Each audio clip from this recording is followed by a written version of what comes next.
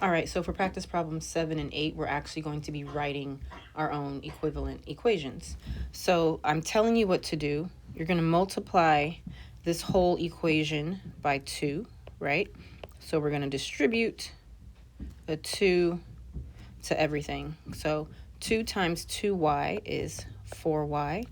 2 times negative 5 is negative 10.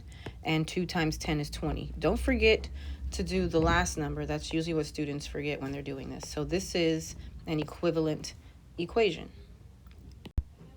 Last practice problem. This time we're going to write an equivalent equation, but we're going to divide by 2. So we're just going to divide every single term by 2.